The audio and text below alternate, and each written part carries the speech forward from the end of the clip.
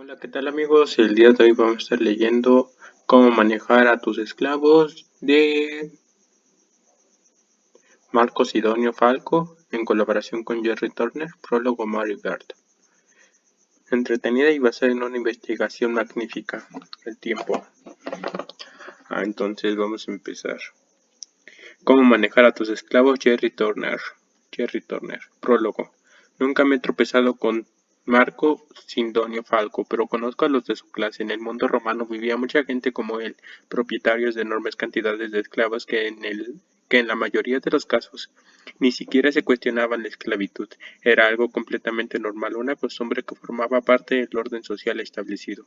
Pero los romanos tenían sus propias ideas sobre los esclavos, cómo controlarlos y cómo exhibirlos delante de sus amistades y los más listos. Y en este grupo se incluirá a Falco. Podría sentirse incluso un poco aterrorizado por ellos. Le preocupaba lo que los esclavos pudieran hacer a sus espaldas, así como donde estaban los puntos de posible conflicto. En el seno de la antigua cultura romana, todos los esclavos son enemigos, decía un famoso lema romano que Falco conocía muy bien, y en un famoso suceso acontecido durante el reinado del emperador Nerón, un plutócrata romano murió asesinado en manos de uno de los 400 esclavos de su propiedad.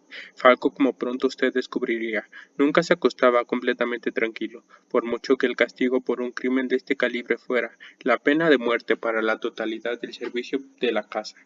Me sorprende un poco que Falco y Turner se llevaran tan bien. Falco es un aristócrata, mientras que la familia Turner es un asegurado. Él tiene sus raíces en las clases oprimidas por la élite británica. Procedo de un campo de patatas irlandés. Me ha contado, pero hay que reconocerles a ambos. Supongo que hayan conseguido hacer buenas amigas, a pesar de sus diferencias políticas. Existían por supuesto propietarios de esclavos muy distintos a Falco. Había miles de pequeños comerciantes y artesanos que tenían solo 1 a 2 esclavos, y muchos de esos esclavos acabaron convirtiéndose en libertos e incluso casándose luego con quienes habían sido previamente sus propietarios, tanto hombres como mujeres. También en el nivel de Falco encontramos secretarios y asistentes personales, esclavos que vivían mejor que los romanos, libres, pobres que intentaban ganarse el jornal trabajo en los muelles o vendiendo flores baratas en el foro. Resulta interesante que muchos pobres liebres se lanzaran en las calles para manifestarse sin éxito contra el castigo estrictamente legal de aquellos 400 esclavos, pero Falco no habla sobre la mano de obra esclava masificada. En la actualidad se nos hace complicado comprender las múltiples dimensiones de las relaciones entre hombres libres, esclavos y antiguos esclavos. Ya era complicado entonces, pero podemos hacernos una pequeña idea de lo que los romanos ricos pensaban de sus trabajadores esclavos, y Falco es una de las guías más fiables de las que disponemos para comprender lo que los romanos consideraban con orgullo la tradición del manejo de esclavos. Con su trabajo, Falco pretende compartir con nosotros los beneficios de su experiencia, lo que supone un buen punto de partida para conocer este fenómeno. Por suerte, el mundo ha evolucionado. El texto de Falco, no obstante, ofrece una perspectiva auténtica, lo más auténtica posible, sobre un aspecto fundamental de la vida romana, y su imperio. De haber sido publicado hace 2000 años, su trabajo habría alcanzado los primeros puestos de las listas de ventas. Es muy posible que el lector moderno le cueste dominar sus prejuicios, pero más allá de la retórica optimista, descubrirá que a Falco no era del todo una mala persona, al menos según los parámetros de su época. Y Falco, por otro lado, también apunta con su dedo hacia nosotros. Algunos de sus puntos de vista siguen resultando de utilidad para manejar a nuestro propio personal. Realmente existe tanta diferencia entre los esclavos salariales y los esclavos. Tan distintos somos de los antiguos romanos. Mary Bird, Cambridge, abril de 2014. Nota del autor. Mi nombre es Marco Sidonio Falco, y nací de noble cuna. Mi tatarabuelo fue cónsul y mi madre desciende de un antiguo linaje senatorial. La familia recibió el nombre de Falco, la garra por su tenacidad, por aferrarse a las cosas. Durante 5 años serví con distinciones en la Legión 6 Ferrata, y mi campaña me llevaron a combatir contra las problemáticas tribus orientales, antes de regresar a Roma para ocuparme de mis asuntos y de mis tierras en Campania y la provincia de África. Mi familia ha sido propietaria de innumerables esclavos durante innumerables generaciones, y no hay nada que no sepamos sobre cómo manejarlos. Con el objetivo de escribir para un público no romano, me he visto obligado a utilizar los servicios de un tal Jerry Turner, un Donner, un maestro de una de nuestras desdichadas provincias del norte, que tiene algunos conocimientos sobre la forma de vida de los romanos, pero comparte escasas virtudes con nosotros. De hecho, nunca había encontrado un hombre tan blando fuera de la clase servil. Jamás en su vida ha combatido en batalla, apenas es capaz de beber una ánfora pequeña de vino aguado, y se rebaja a tal nivel que incluso limpia personalmente el trasero de su hijo.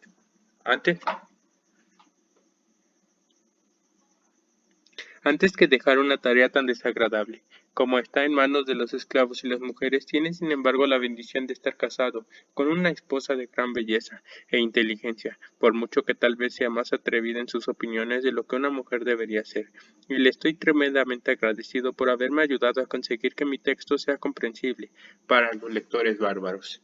Marco Sidonio Falco, Roma, Pridi Idus Martias. Nota del comentarista. La existencia de Marco Sidonio Falco puede ser tema de debate académico, pero la realidad de sus opiniones queda fuera de toda duda. No aporta el punto de vista de los romanos sobre la esclavitud. La esclavitud fue una institución clave en el mundo romano durante toda su existencia. Tan trascendental era que nunca nadie se planteó su existencia. Tener esclavos era tan normal como votar a los conservadores a Wiltshire o a los laboristas en Hampstead. Por desgracia no sabemos qué pensaban los esclavos, puesto que su opinión carecía de importancia, pero sí sabemos muy bien lo que sus amos romanos pensaban de ellos. La esencia de las palabras de Marcos sobrevive en los textos romanos sobre la esclavitud, pero no es ni mucho menos un calco. Las fuentes a las que me refiero suelen ser oscuras y de difícil interpretación, pero el texto de Marcos es un claro y sencillo manual para manejar a los esclavos a la manera romana. Huelga decir que el hecho de que yo ya haya colaborado en su publicación no significa que apruebe su contenido.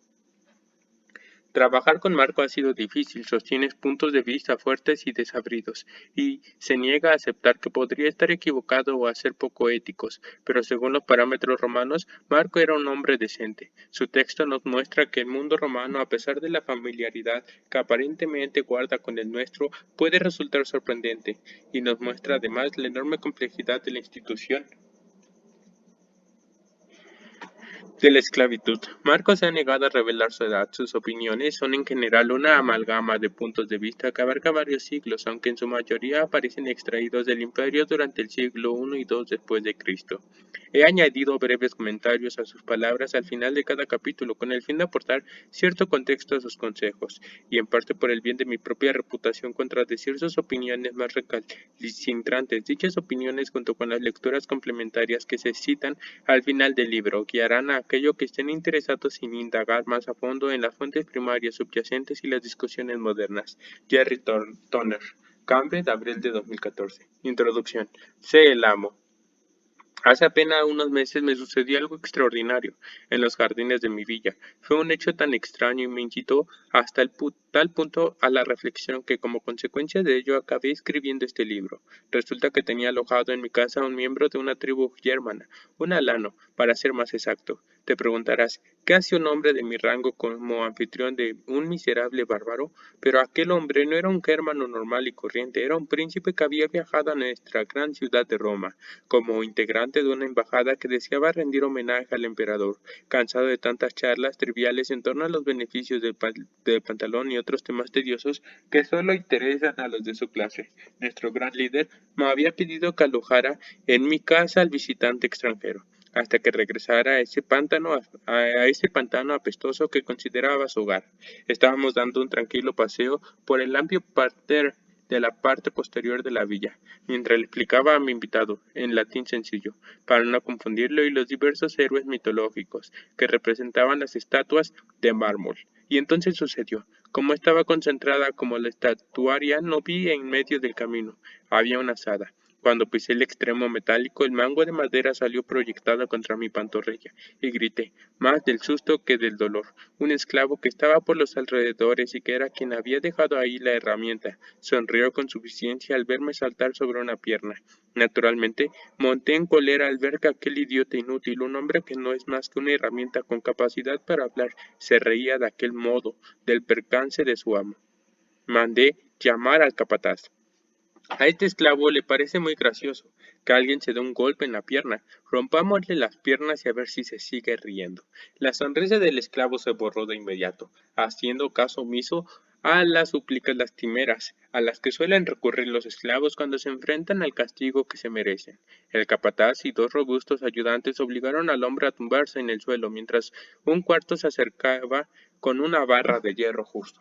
En el momento en que levantaba el instrumento por encima de su cabeza, mi invitado bárbaro gritó: «¡No!». Al volverme me vi que se había quedado tan blanco como una toga recién azufrada. «¿Qué sucede?». Vi que dudaba. Lo presioné. «¿Acaso no tratarías también así a tus esclavos?». «Nosotros no tenemos esclavos», fue su extraordinaria respuesta. ¿Te lo imaginas? Una sociedad sin esclavos. Cuando se ha visto una cosa así, ¿cómo funcionaría todo? ¿Quién llevaría a cabo las tareas más básicas, las que quedan incluso por debajo del más bajo de los hombres libres? ¿Qué haríamos con todos los prisioneros capturados en campañas de conquista? ¿Cómo exhibiría uno su riqueza? Cuando empecé a reflexionar sobre temas tan imponderables como esos, empecé a apaciguarme. «Por favor, amo, te lo suplico», gimoteó el esclavo. «De acuerdo». Ordené al capataz que lo soltara y dejé marchar al esclavo con solo una leve azotaina. Lo sé, soy demasiado blando, pero empieza a ser demasiado habitual que los amos castiguen con brutalidad a sus esclavos por ofensas muy leves. Siempre es mejor contar hasta 10 antes de actuar. De regreso a casa en compañía de mi preocupado invitado, se me ocurrió que era muy posible que aquel bárbaro germano no fuera el único que no estaba acostumbrado a tener esclavos. Con este fanatismo actual por algo tan vulgar como la igualdad, es evidente que la gente ya no comprende cómo hay que tratar a esclavos y subordinados. Decidí, por lo tanto, dejar constancia escrita de los principios por los cuales toda persona libre podrá garantizar la gestión eficiente de sus sirvientes.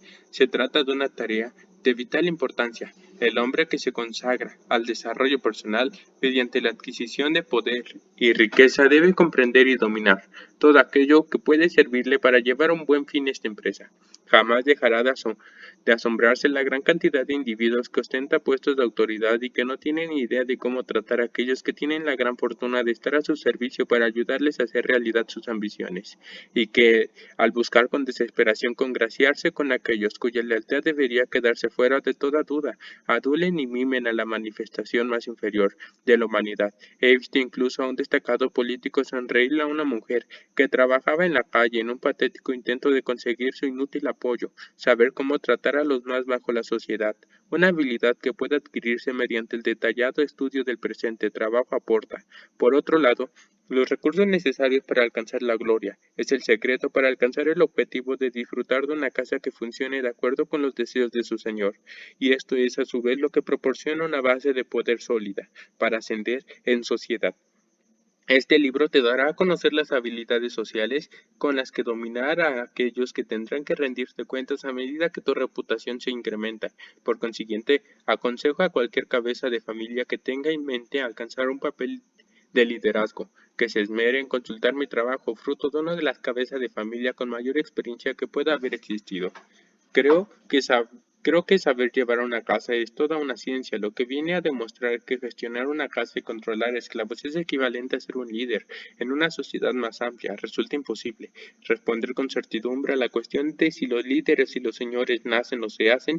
Algunos griegos defienden que los hombres difieren entre sí debido a su naturaleza interior, lo que realizan trabajos físicos y manuales. Son serviles por naturaleza y lo mejor por ello es estar bajo el control de personas como yo, que poseemos naturaleza más elevadas. La naturaleza siempre ha pretendido además que el cuerpo y el alma de los hombres libres sean distintos de los esclavos. Los esclavos tienen cuerpos fuertes y adecuados para el tipo de servicio físico que tienen que llevar a cabo. Su alma posee una capacidad de raciocinio inferior. El cuerpo de los hombres libres, por otro lado, es más erguido y no resulta útil para este tipo de trabajo manual.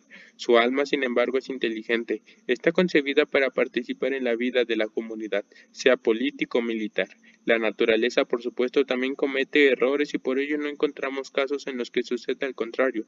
Esclavos con cuerpo de hombre, liebres y hombres libres, con solo el alma pero no el cuerpo de un hombre libre, pero en general decían los griegos, la naturaleza no comete errores, se asegura de que todos poseemos la naturaleza más adecuada para nuestro destino en la vida. ¿También largas las hojas?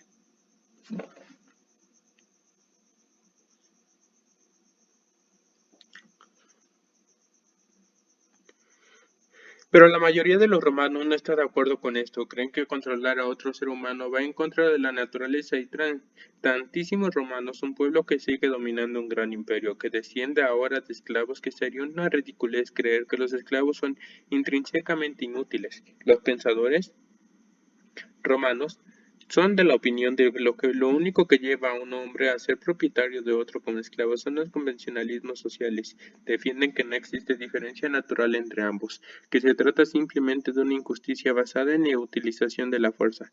Destacan también que muchos esclavos se han comportado de manera valiente y noble en pocas de grandes crisis, lo que demuestra que no son serviles por naturaleza. Y si el esclavismo no es natural, tampoco lo es ser amo, sino que es algo que se aprende.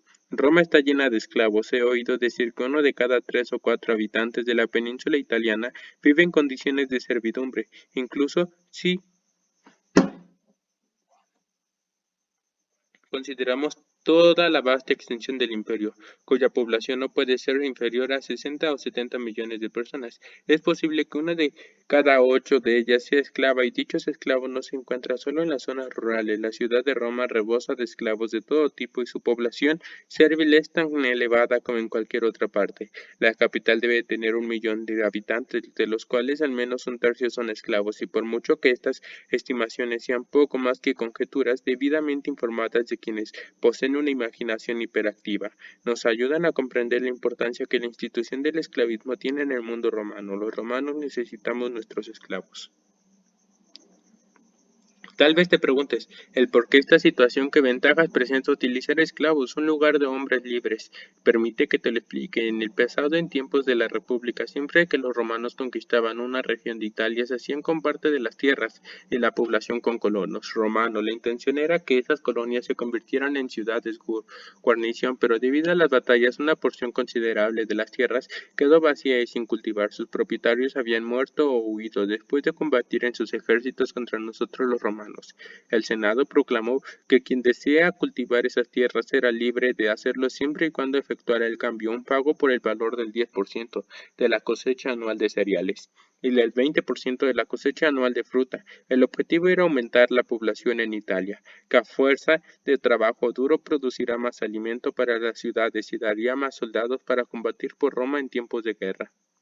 Intenciones maravillosas, pero el resultado fue justo al contrario de lo que se pretendía conseguir. Lo que sucedió fue que los ricos se hicieron con la mayoría de las tierras, que no se distribuyeron mediante ese reparto, y en cuanto se acostumbraron a ser propietarios y comprendieron que ya nadie se las arrebataría, convencieron a los campesinos pobres y seguir... Ay, me perdí. Es que quería matar un mosco.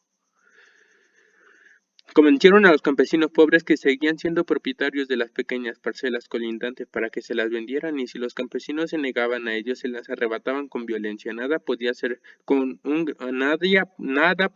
un granjero pobre, que a menudo estaba ausente o en servicio activo, contra un vecino poderoso. Poco a poco las parcelas crecieron hasta transformarse en grandes fincas que sustituyeron a las pequeñas granjas. Los propietarios de las fincas no querían confiar en el cuidado de las tierras a los campesinos desposeídos, ni tampoco querían emplear hombres libres para trabajarlas, porque sabían que en un momento u otro serían reclamados por el ejército. De modo que compraron esclavos y les confiaron el trabajo de las tierras. Fue un ejercicio de lo más rentable, y muy en particular porque los esclavos engendraban y criaban muchos hijos. Lo bueno de la solución era que los esclavos no tenían que acudir al servicio militar, puesto que, naturalmente, el ejército no puede dejar en manos de esclavos la defensa del Estado. Los terratenientes se hicieron tremendamente ricos y el número de esclavos creció con rapidez, pero por otro lado el número de italianos fue menguando y a la vez empobreciéndose como consecuencia de los impuestos que estaban obligados a pagar y a la carga que conlleva el extenso servicio militar. Además, durante sus breves periodos de permisos, los nacidos libres no lograron encontrar trabajo, porque la tierra era propiedad de los ricos, que utilizaban los esclavos y no mano de obra libre. Naturalmente el Senado y el pueblo romano empezaron a ponerse ansiosos al ver que el número de tropas italianas iba en descenso y que existía además la posibilidad de que aquella enorme masa de esclavos acabara sublevándose contra sus amos. Veían también que no sería ni fácil ni justo arrebatar las fincas a sus dueños, puesto que llevaban ya varias generaciones como propietarios de esas tierras, como arrebatarle a un hombre un árbol, que su abuelo plantó en su día con sus propias manos. Los tribunos del pueblo implementaron leyes que intentaban limitar el tamaño de las fincas y obligar a los grandes terratenientes a dar empleo a una proporción determinada de hombres libres, pero nadie la cumplió, y por lo que la amenaza de los esclavos se refiere, la preocupación no era tanto una posible revuelta, sino que acabara erradicando al campesino libre, en quien la élite romana confiaba para servir en el ejército y mantenerle en el poder. Fue así como se decretó que ningún ciudadano de edad comprendida entre los 20 y los 40 años serviría en el ejército fuera de Italia durante más de 3 años seguidos, con el fin de dar a esos hombres la oportunidad de seguir controlando sus pequeñas parcelas. Bueno, voy a prender.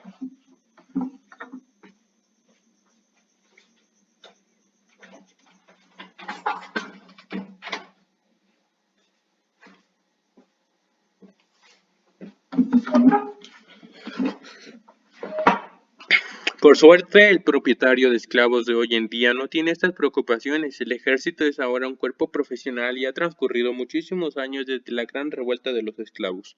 Ahora el propietario de esclavos solo tiene que preocuparse de mantener el control de su casa, y eso es algo que aprendí desde mi más tierna infancia. Supe desde muchacho desplegar mi autoridad y dar órdenes a todos mis sirvientes. Tráeme la capa, lávame las manos, sírveme el desayuno. Chico, son órdenes que siempre han estado presentes en mi vida diaria. Y desde que era un joven inmaduro, mi padre me enseñó a infundir respeto incluso a los esclavos más recalcitrantes. La casa es la piedra angular de la sociedad y de la vida humana. La existencia civilizada sería imposible sin disponer de las necesidades básicas que proporciona la casa, pero la casa que no tiene esclavos se reduce a 4 paredes, nada más. Si evidentemente toda familia precisa de esposa e hijos y de hecho su trabajo puede ser también provechoso, pero los esclavos son los que se encargan del grueso de los servicios, lo cual resulta especialmente beneficioso porque significa que el señor de la casa no tiene que recurrir a gente externa para que los lleve a cabo. Todos sabemos lo degradante que es tener que pedir ayuda a los demás y lo fatigoso que resulta depender del trabajo de proveedores externos. Nunca están cuando los necesitas, se toman libertades con sus honorarios y como sienten escaso orgullo por el trabajo que realizan, llevan a cabo sus tareas de forma chapucera. Con esclavos, por otro lado, siempre estamos seguros de que el trabajo se realizará tal y como nosotros queremos. Los esclavos, por lo tanto, convierten la unidad familiar en una unidad mucho más relevante, es decir, en la casa en el concepto más elevado del término. La casa es como una versión en miniatura del Estado, con su propia estructura, jerarquía, liderazgo y también su propio sentido de comunidad.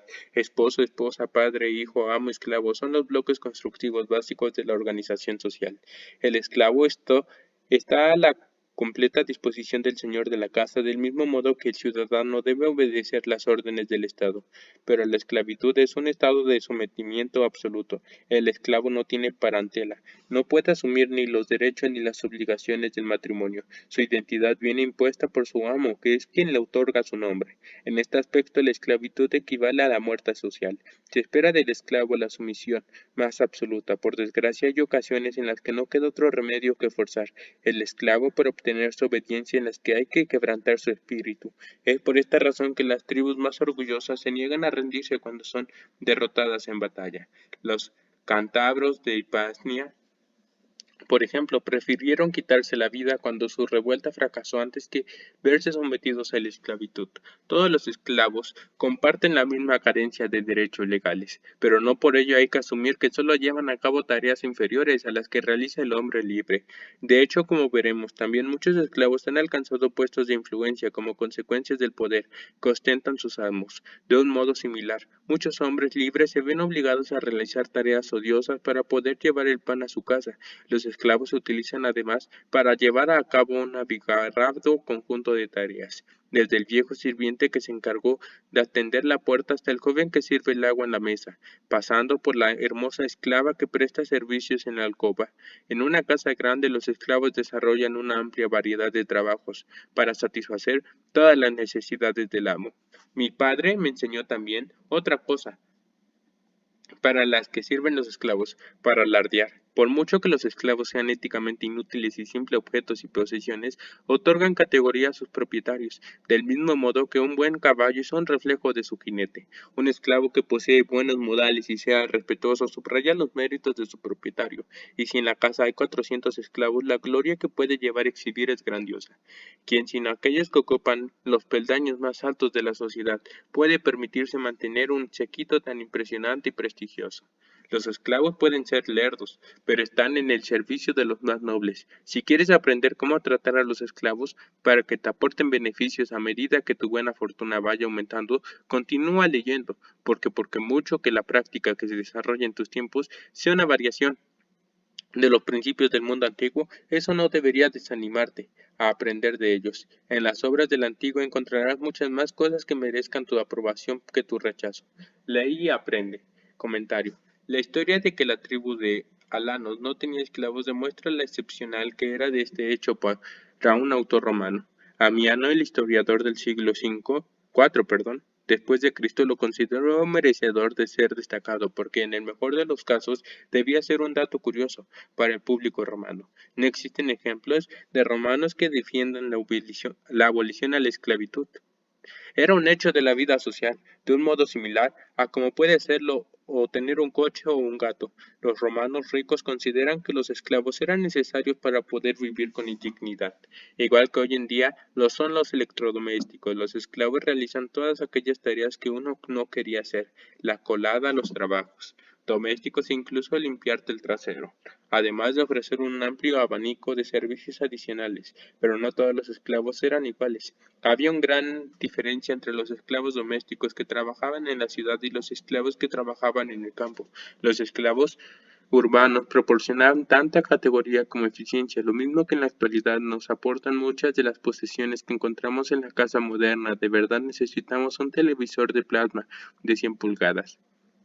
Los esclavos rurales tampoco se poseían siempre por razones económicas, por mucho que su papel fuera crucial sobre todo en las grandes fincas de los ricos. Los griegos sostenían unos puntos de vista más fuertes que los romanos con respecto al carácter de los esclavos. Aristóteles defendía que los esclavos eran serviles por naturaleza y consideraban correcto que los griegos superiores los poseyeran. La sociedad ateniense mantenía una división muy marcada entre ciudadano y esclavo, lo que dificultaba la integración de los esclavos en la sociedad, incluso en aquellos casos en que eran liberados en Roma, donde era habitual la incorporación de elementos externos en las filas de los ciudadanos. Operaba un modelo completamente distinto. Una de las principales razones del gran éxito de Roma fue su capacidad para incorporar en la sociedad tanto todo tipo de extranjeros como sus dioses. Esto fue lo que le permitió expandir su territorio y su gran reserva de mano de obra. En una sociedad como la romana, no tenía sentido excluir permanentemente a los esclavos de la posibilidad de convertirse en romanos, sino que era más sensato considerar la esclavitud como un estado temporal, después del cual siempre y cuando se hiciese gala de la actitud adecuada, un esclavo podía conseguir la ciudadanía romana. Sorprendentemente, la esclavitud romana tenía tanto de movilidad social como la rigidez estructural. Según la ley romana, los esclavos tenían escasos derechos legales, por mucho que los principios de la ley, sobre todo en las casas urbanas, no siguieron con rigurosidad. Era normal que los esclavos de las ciudades tuvieran permiso para tener dinero y posesiones, aunque esta peculium siguiera siendo legalmente propiedad del amo, a pesar de que los esclavos no podían casarse. En la práctica tenía permiso para constituir parejas. A lo largo del periodo del imperio, los esclavos fueron adquiriendo más derechos legales. Podían, por ejemplo, apelar ante la estatua del emperador para que éste les concediese protección si el amo abusa excesivamente de ellos, pero este incrementando del nivel de interés imperial no significaba que los emperadores aspiraban a mejorar las condiciones de vida de los esclavos como líderes supremos, que podían interferirse en todo tipo de temas, y el pueblo acudía a ellos en busca de consejo y jurisprudencia sobre lo que era legalmente aceptable con todo tipo de asuntos domésticos. Hay que tratar con cautela las cifras relacionadas con la cantidad de esclavos que había en el mundo romano. Son, en el mejor de los casos, estimaciones fundamentales. Las evidencias que han llegado hasta nuestros días son escasas y de mala calidad. Walter Scheel, de Human Mobility en Roma, Italia, The slave population.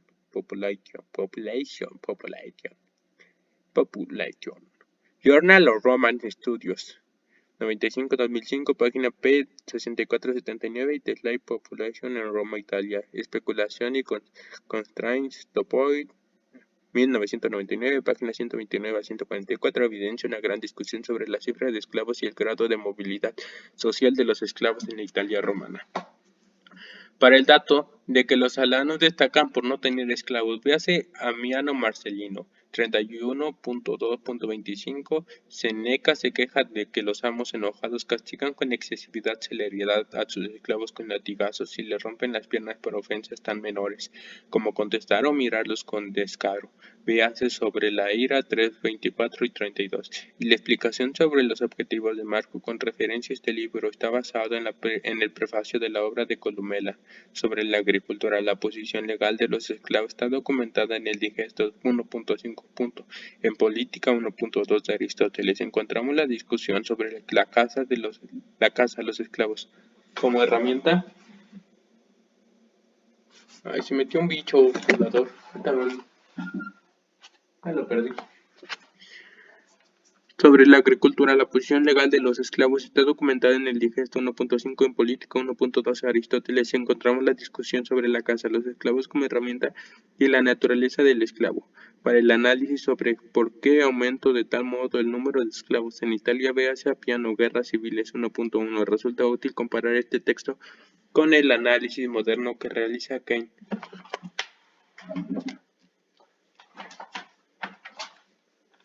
Se me fue.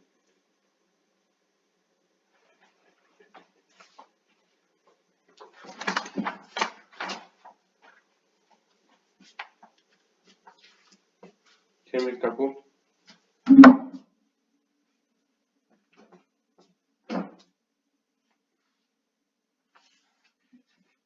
Se me escapó esa cosa. Véase Appiano, Guerras Civiles 1.1. Resulta útil compararse este texto con el análisis moderno que realiza Kay Coppings en el primer capítulo de Conquistadores y Esclavos. Están bien largas las páginas. Capítulo 1. Dejen voy por agua. Donde yo sé.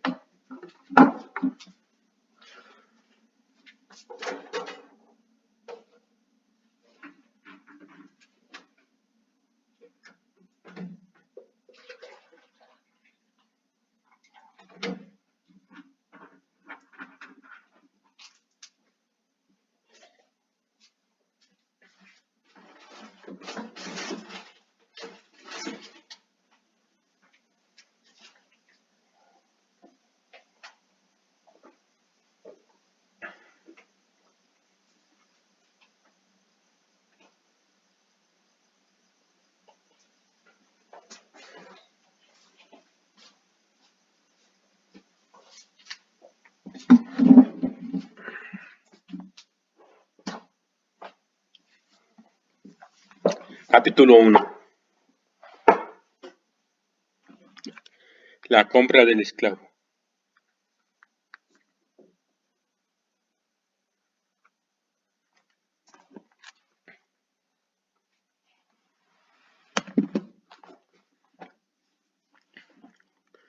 Cuando un escultor quiere realizar una gran obra de arte, empieza buscando la piedra más adecuada a su objetivo.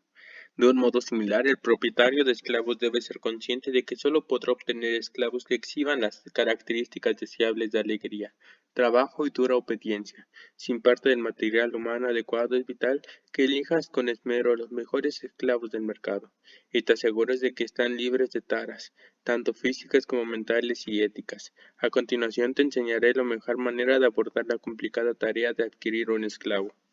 En primer lugar, el don de muchos te dirán que vayas al foro romano detrás del templo de Castor, pero mejor que ignores su consejo. Ahí solo se venden esclavos violentos y de mala calidad. Son muchos mejores los que encontrarás entre los comerciantes de esclavos que se instalen en el Saepta Julia, cerca del panteón, sobre todo si lo que pretendes adquirir es un chico agradable, o algo procedente de las regiones más exóticas del imperio, o demás Lejos aún, de lugares como Etiopía, ahí encontrarás este tipo de ejemplares, aunque tendrás que preguntar directamente si tienen alguna cosa escondida.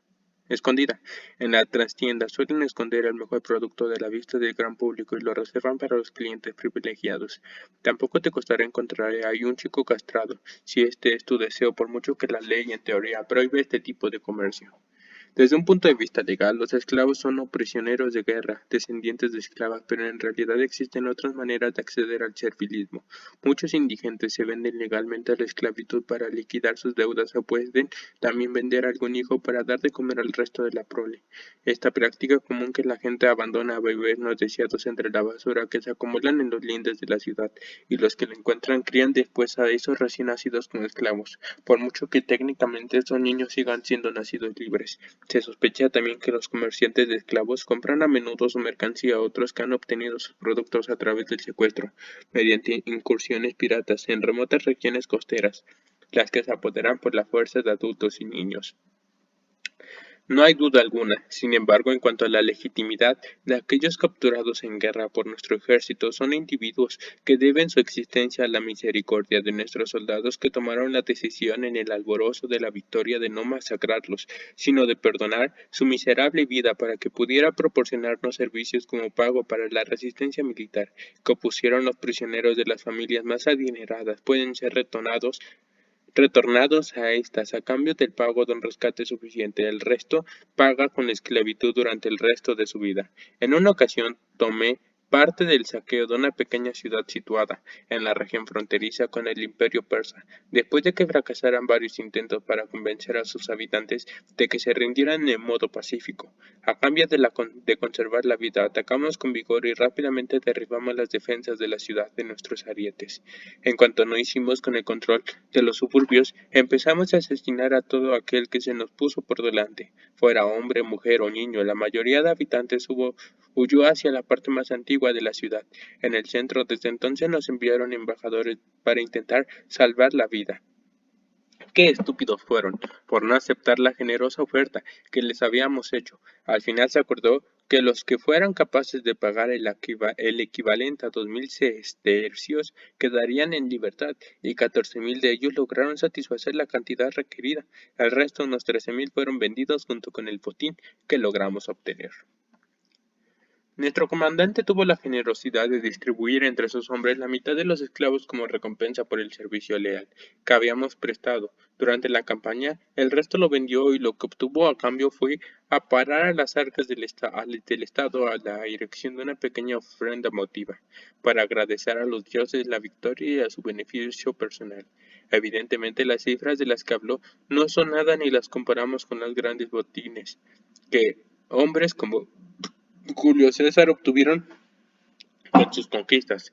Cuentan que solo en la Galia se hizo con 1 millón de esclavos. O pongamos, por ejemplo, la enorme masa de esclavos que produjo la captura de Jerusalén, cuando prácticamente toda la raza judía cayó en la esclavitud, o en Dacia, cuando el gran Trajano sometió a aquel beligerante pueblo. No lo muestro, fueron migajas en comparación. En cuanto un esclavo se convierte en esclavo, sea por la vía que sea, tarde o temprano acaba siendo puesto a la venta. En uno de los establecimientos antes mencionados le exponen normalmente sobre una plataforma elevada para que los potenciales compradores puedan verlos bien. Los recién importados llevan los pies marcados con tiza blanca, el resto de información como el lugar de nacimiento y las características personales se encuentran en la etiqueta que cuelga del cuello del esclavo. La venta de esclavos está regulada por las correspondientes secciones del Edicto de los Ediles Curules. Su objetivo no es otro que garantizar que el potencial comprador tenga a su disposición todos los hechos relacionados con el esclavo para descubrir de este modo cualquier enfermedad o defecto que puede tener si presenta probabilidades de escaparse o tendencia a holgazanear, y si está libre de cualquier carga legal para poder reclamar daños y perjuicios. Los vendedores de esclavos deben indicar el lugar de nacimiento de todos los esclavos que tienen a la venta. Es un detalle al que hay que prestar especial atención, puesto que el origen del esclavo determina con frecuencia si acabará convirtiéndose o no en buen esclavo, ya que hay tribus con reputación mucho mejor que otras. Nunca, por ejemplo, y teniendo en cuenta los modales groseros y toscos que los caracterizan, deberíamos plantearnos utilizar un pequeño y desagradable bretón como asistente personal. Por otro lado, los jóvenes egipcios son excelentes como favoritos. Existen distintas opiniones en cuanto a cuáles son los mejores esclavos según su origen. En una cosa en la que todos estamos de acuerdo, no obstante, es en que utilizar como esclavos a ciudadanos romanos que han caído en esa condición, como consecuencia de sus deudas, es una práctica aberrante. Estos pobres individuos deberían ser vendidos en el extranjero para no generar incomodidad en sus propietarios, que se verán obligados a ordenar la ejecución de tareas de escasa categoría.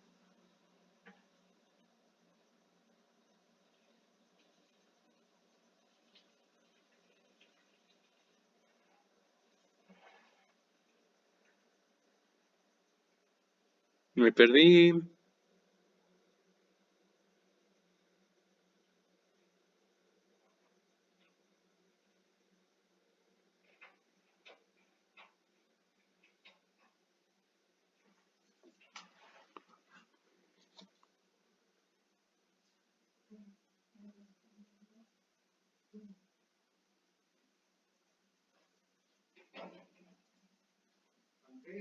¿Qué?